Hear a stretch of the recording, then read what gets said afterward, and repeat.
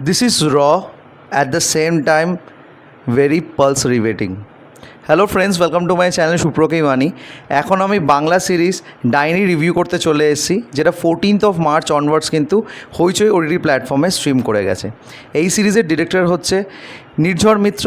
এখানে কাস্টিংয়ে আছে মিমি চক্রবর্তী, কৌশানী মুখোপাধ্যায় সহ আরও অনেকে। তো কেমন লাগলো এই সিরিজটা, এই সব কিছু তোমার সাথে শেয়ার করবো।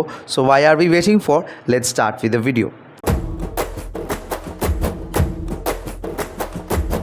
সিরিজের ডিউরেশন বলতে গেলে 2.5 ঘন্টা এবং এপিসোডস আছে 6টা। এবং যেইভাবে এই সিরিজটাকে সাজানো হয়েছে, আই অ্যাম টেলিং ইউ, এই সিরিজটা তোমাদের একটা মার্ক ক্রিয়েট করবে। মানে যেইভাবে এই সিরিজটাকে তৈরি করেছে না, তোমাদের গা ঘিনঘিন তো করবেই, at the same time you will shout loud for the characters that has been shown in this series. তো এই ছোটো করে গল্পটা বলা যায়, গল্পটা হচ্ছে একটা নর্থ বেঙ্গলের প্রত্যন্ত গ্রামের, যেখানে মিমি চক্রবর্তী এবং তার বোন বড় হয়েছে।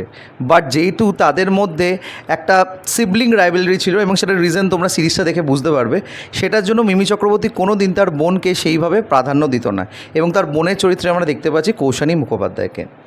অনেক বছর বাদে যখন মিমি চক্রবর্তী সেই গ্রামে ফেরত আসে, সেখানে দেখে যে তার বোনকে ডাইনি ভেবে গ্রামের লোকেরা মারতে চাইছে, এবং সে তখন সেটার জন্য রুখে দাঁড়ায়।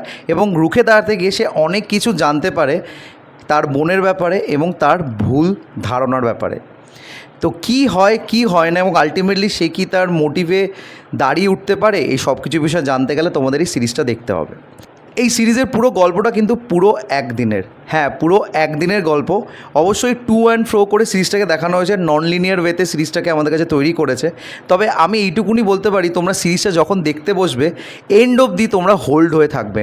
মানে you will be edge of your seat when you will watch this series. প্রত্যেকটা এপিসোডের পরপর এমন কিছু কিছু সময় আসে যেখানে তোমাদের লিটারেলি একটা অ্যাড্রেনালিন রাশ হবে। এবং যেইভাবে এখানে যে গ্রামের পঞ্চায়েত বা সরপঞ্চ দেখানো হয়েছে, I don't know the actor's name, he has done a swell job.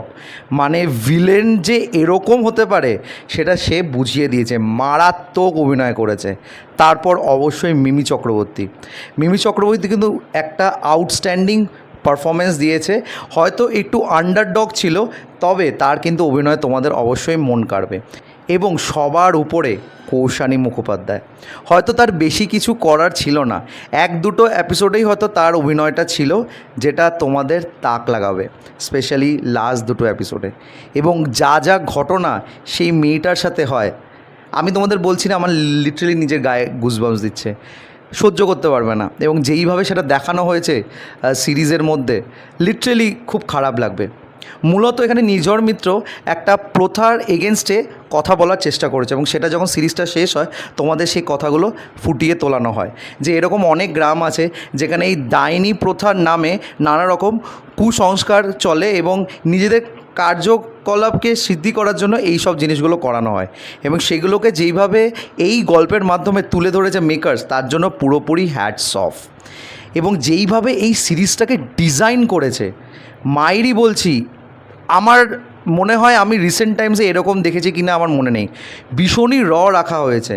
একটা পুরো হেডলেস সিন আছে, একটা মেয়ের গলা পুরো কেটে দেওয়া হয়, এবং সেটাকে একবার নয় 2-3 বার দেখানো হয় যে মাথাটা পড়ে আছে, বডিটা একদিকে আছে, এবং সেটাকে ক্লোজ শট করে প্যান শ্যুট করে দেখানো হয়েছে। এবং সেটা জাস্ট বলছি, তোমরা ধরে রাখতে পারবে না, চোখটা ছলছল করছে মহিলাটার। আর মানে কি বলবো। এবং আরেকটা জায়গা, যে এটা বলে দিলে গল্পের অনেকটা জিনিস বেরিয়ে যাবে, আমি সেটা বলার চেষ্টা করব না, তবে লিটারেলি বলছি খুব খারাপ লাগবে। এখানে একটা মেটাফর ইউজ করেছে, যে একটা ঘটনা হয় ঘরের মধ্যে, অনেকজন মিলে করে, এবং তারপর তুলসী গাছকে দেখানো হয় যেটা পুরো শুকিয়ে গেছে, এবং সেখান থেকে বোঝানো হয় যে সেই গ্রামের মধ্যে শুভ লাভ হারিয়ে গেছে, সেখানে অশুভর ঢুকে গেছে। এবং সেটা যেইভাবে দেখানো হয় না সেই সিনটার মাধ্যমে, দারুণ লাগে। বিজিএম দুর্দান্তভাবে রেখেছে, এবং যেসব অ্যাকশনগুলো দেখানো হয়েছে সেগুলো ভীষণই বিলিভেবল। এবং একটা হসপিটালকে কেন্দ্র করে কিছু জিনিসপত্র এখানে ফুটিয়ে দেখানো হয়েছে, সেটাও কিন্তু অবশ্যই তোমাদেরকে থট প্রোভোকিং দেখাবে। আই এম টেলিং ইউ এই সিরিজটা একটা আলাদা মাত্রায় নিয়ে গেছে এই বছরে one of the best series from হইচই এবং এটা একটা বেঞ্চমার্ক ক্রিয়েট করেছে হইচই for sure and thank god এই সিরিজটাকে এন্ড করেছে মানে সিরিজটার কোনো পার্ট রাখেনি পরবর্তী সময়ে আসার জন্য। তো তোমরা যারা যারা সিরিজটা দেখেছো প্লিজ কমেন্ট করে জানিও তোমাদের কেমন লেগেছে। আমার তো ফাটাফাটি লেগেছে সিরিজটা এবং আমার যদি রিভিউটা তোমাদের ভালো লেগে থাকে don't forget to like share and subscribe my channel. আমার সাথে জুড়ে থাকার জন্য আমাকে ইনস্টাগ্রামে ফলো করতে পারো, ইনস্টাগ্রাম হ্যান্ডেল হলো সুপ্রো09bit2। এছাড়াও তোমরা আমাকে ফেসবুক পেজেও ফলো করতে পারো, ফেসবুক পেজের নাম হলো সুপ্রো কি বাণী। Till then stay tuned.